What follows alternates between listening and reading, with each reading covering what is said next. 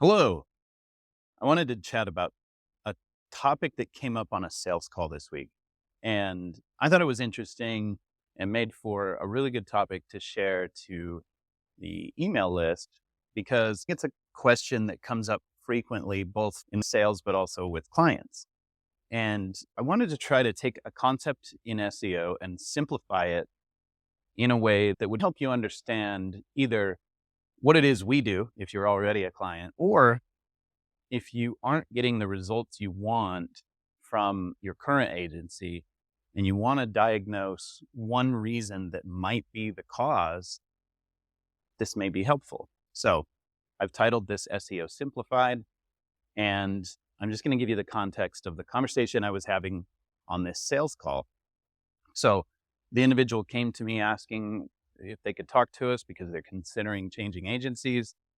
And one of the things I like to do on a sales call is hop on Zoom together and in a very informal way. I don't have a very formal sales process where I'm walking you through some calculated system of slides and such to try to convince you to work with us. Instead, my preferred approach is to simply ask you questions about what have you been doing, what works, what hasn't worked, where do you imagine seeing opportunity that isn't currently being capitalized? And then I like to screen share and take a look at your current market and see who's ranking. And if it's not you, what are they doing differently? And what might we be able to diagnose about your current website to see why that might be the cause. As I walk you through this, I'm going to be relating what happened on this call so that you can just follow along with my train of thought. All right. So the first thing that we did is we pulled up a report that looks something like this. Some of you may already be familiar with it. In our tree, we call these geogrids, or at least in Clixsy, we call them that. Other people might say something else. But when we're talking about a geogrid, whoa, that's a very large, I don't know how to adjust the size here. Maybe, well, you get my point. So each one of these dots, what they represent is a different latitude and longitude.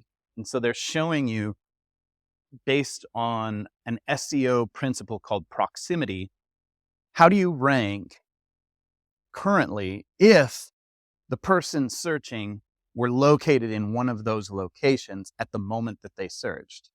Now, one other thing that I think is a very common misconception, and that is that many people imagine that these are static, that if you rank 21 here and 9 here and 1 here, that's the case every minute of every day. And I would suggest that what's more likely, based on the evidence that I've seen, because I've refreshed these reports and seen different results, I think what's more likely is that this whole thing is in a constant state of flux. And it's always changing all the time. However, within a bounded range. So what's likely is that if you're sitting at 21 plus, you're probably outside the top 20 all the time, but you're probably fluctuating somewhere between 21 and 30. If you rank number 1, probably what's actually going on is you're probably bounding between 1 and 3. You're fighting it out. Let's be realistic. Everybody else in your market who's investing in this is also trying to do the same thing as you. They want to rank. So there's that fluctuation that's occurring. And that's also going to be the case at each one of these different longitude, latitude points. All right. The individual I was talking to wanted to know, why does my map look like this? And his looked very similar to this. What was the issue that's going on? And of course, on a sales call, I haven't invested hours looking at your website or your market. So it's somewhat off the cuff, but I have over 15 years experience in this. And so I was able to say, let's just go take a look and see what we can see. All right. There we go. All right. So the first thing I did is I took a look at his website. And when we think about how Google works, it's easy to get lost in the complexity of it all. And people throw around terms like algorithms as if they're mystical and magical. But really, an algorithm is simply a list of rules. And Google's looking at each of those things, if this, then that, right? So if your website is about this topic, then rank it for these keywords. That's obviously very simplified, but you get my point. Okay. And another thing about Google is that they've said, and by they, John Mueller specifically, who's one of the head honchos over at Google, and he talks to the public about Google and its algorithms. He's said that Google trained its bots or its AI to read like a human. What does that mean? In the case of English speaking searches, it means left to top to bottom. And that's how it's going to prioritize its content. So there's a big clue there, not only about how you should write a blog post or an article, but how you should structure a website too. And the way I came up with an analogy to help this individual I was speaking with think about this is with a game you may have heard of called 6 Degrees to Kevin Bacon. The idea being that you start with a name and then you link up other names in other movies that starred with who starred with somebody who starred, and eventually you get to Kevin Bacon. And I was saying there's a game like this with Wikipedia, where you can say you need to get to a certain topic in a certain number of clicks. So say you need to get to the Revolutionary War in 10 clicks, right? And this, I think, is somewhat useful analogy to think about how you should be planning your website for SEO. So when you're outlining how your website is going to be structured, and by structured, I'm talking about mainly about the navigation at the top of your site, which all that really is an outline. Think of it as the bones of your website. It's the outline of what's my site about and how can people easily navigate to the particular information they need. So you're going to have things like, for example, usually on a lot of websites, your logo links to the homepage. So if you're on an inner page and you click on the logo, oftentimes by default, it'll just go to the homepage. What's the homepage supposed to be about? It's supposed to be about you and what the site's about and what is it you're trying to communicate to the world. So the homepage needs to be dedicated to more of the broadest, highest level topics. So if you think of all your content in a hierarchy, okay, so let's imagine you're a personal injury law firm and your most important cases are car accidents. What you don't want is signals to Google on your homepage about dog bite. That isn't to say there can't be something on the homepage somewhere about dog bite, but you certainly don't want it most prominent at the very top of the page, because what you'll find is that you'll probably rank pretty poorly for car accident, but you'll probably rank pretty well for dog bite terms. Okay. When you think about the navigation of your site, okay, so oftentimes we have our brand in the upper left-hand corner. Then oftentimes we'll have a broad topic in the navigation. It might say sometimes something like practice areas or cases we take, something like that, right? Then from there, it's going to branch down into subtopics.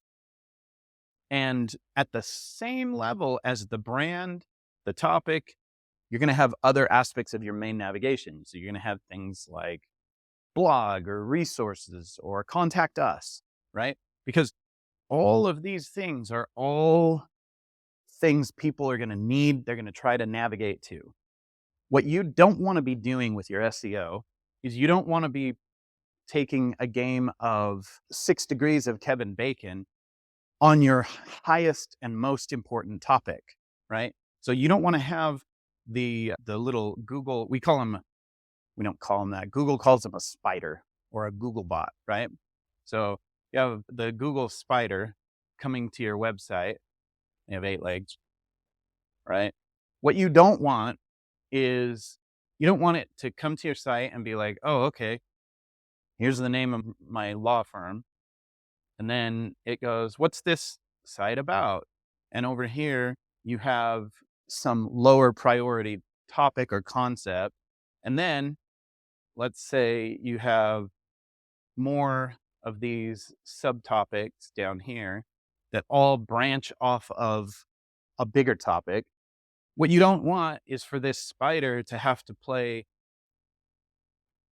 6 degrees to car accident lawyer. Does that make sense?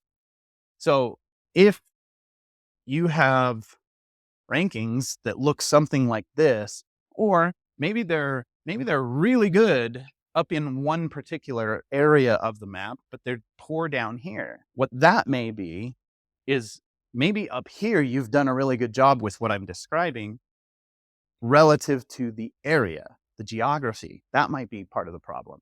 Maybe you just don't have enough signals in telling Google that you are relevant to that other aspect of the location that you're in.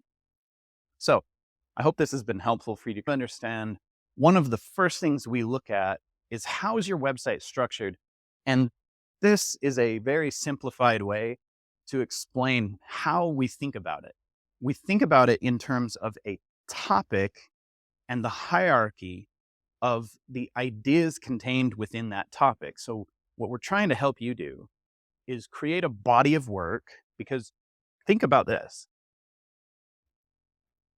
Where'd it go? Now, I thought I had a picture of Wikipedia, but earlier we were talking about Wikipedia and the game of clicking through to different topics. One of the reasons Wikipedia ranks so well for so many different keywords is because it's quite possibly the most complete body of work on earth about everything, or about most things.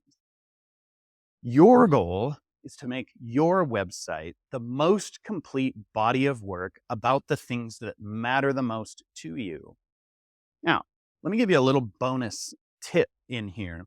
Sometimes, in order to have the most complete body of work about that topic that matters to you, you might have to include some content about a thing that is relevant to the topic, but that you want to deprioritize in terms of the types of inquiries and cases that you want. Let me give you an anecdote from one of my clients, Richard Harris Law Firm. And years ago, we were talking about why at that time rankings had started to decline for a broad keyword. And as we looked into it, we found out somebody had gone in and removed the medical malpractice pages from the website entirely. Not entirely, but they had made them invisible to Google, right? And when we looked at when that change was made, we saw that this other keyword that was important to the firm had started declining in rankings. And so we alerted the firm, let them know that, hey, these rankings went down, and here's why, or at least here's why we think we'd like to test putting those pages back up. And what we were told was, no, I don't want med mal. I don't prefer it. I don't like dealing with it. We don't want those kinds of inquiries. So no. As soon as we ended up persuading them that we needed to try this experiment, put the pages back up, saw the rankings start to climb back again for this other keyword. Why is there that relationship? It's because if you're thinking of the whole site as a body of work, if there's a big glaring gap in your body of work relative to the content or the topic, then Google's going to say this other site over here maybe has a little bit more well-rounded body of work, more comprehensive, therefore more authoritative. We're going to rank it higher. Does that make sense? So we're always constantly looking at you, your competitors, those who are ranking, and we're trying to determine by, I call it reading the tea leaves, to a certain extent, we're trying to determine what is it that Google finds so interesting about the site that's ranking, and trying to pull out of that and synthesize for you and your site, what could we add to make our body of work more comprehensive and more authoritative and make it be the obvious choice. And what you're going to get when you do that is you're going to see all these reds turn into greens. Pretty soon, you're going to be getting more calls, more cases, and more inquiries. Hope this has been helpful. If you have any questions about it, or if you think it's unclear, or if you think I'm full of it, let me know in the comments or hit me up by email, Corey, Corey, at Clixsy, Clixsy.com. Looking forward to hearing from you.